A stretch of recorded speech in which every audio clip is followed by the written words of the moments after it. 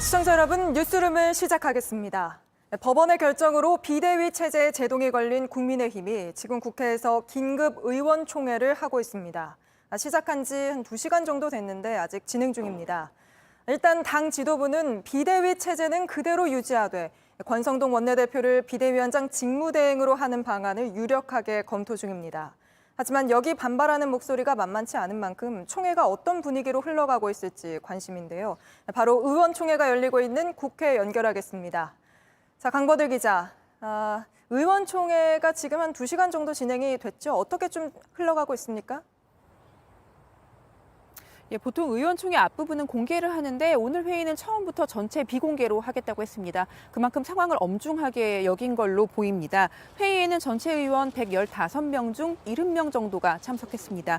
일정이 있어서 못 온 사람도 있었지만 오늘 회의 소집 자체가 맞득치 않다는 의견도 있었습니다. 회의에 불참한 한 중진 의원은 권성동 원내대표를 또다시 대행으로 만드는데 의원들을 동원하려는 것 아닌가 하는 불만을 털어놓기도 했습니다. 예, 그러면 예상이 많이 나온 대로 비대위원회를 유지하는 쪽으로 이야기가 흘러가고 있습니까? 일단 법원 판결에 대한 당의 검토 의견은 그렇습니다. 법원이 주호영 비대위원장 직무만 정지했으니 비대위원들의 지위나 비대위 자체는 존재하는 것이고 당대표 사고 때 원내대표가 그 자리를 대행할 수 있다는 당원 당규를 준용하면 권성동 원내대표가 비대위원장의 직무 대행이 된다는 겁니다. 또 비상 상황이 아니라는 법원의 판단은 받아들일 수 없다는 입장입니다. 의총 앞부분에 이런 설명이 이뤄졌고 그 이후에 자유 토론이 진행되고 있습니다. 네, 그런데 당 내에서도 이런 판단에 대한 다른 의견들이 꽤 나오고 있잖아요. 특히 권성동 원내대표 사퇴를 요구하는 목소리도 있었고요. 자유 토론에서는 어떤 이야기들이 오가고 있는지 혹시 취재된 부분이 있습니까?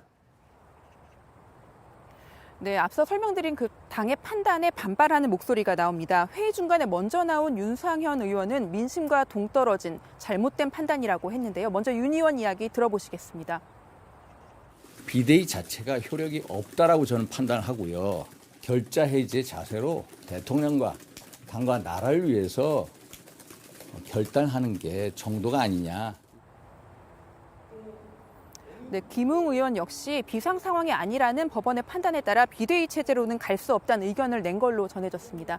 하지만 당의 판단에 동조하는 목소리도 나왔습니다. 법적 대응을 하며 원래 계획대로 가자는 의견을 낸 한 의원은 이준석 전 대표를 진즉 제명했어야 한다고 말하기도 했습니다.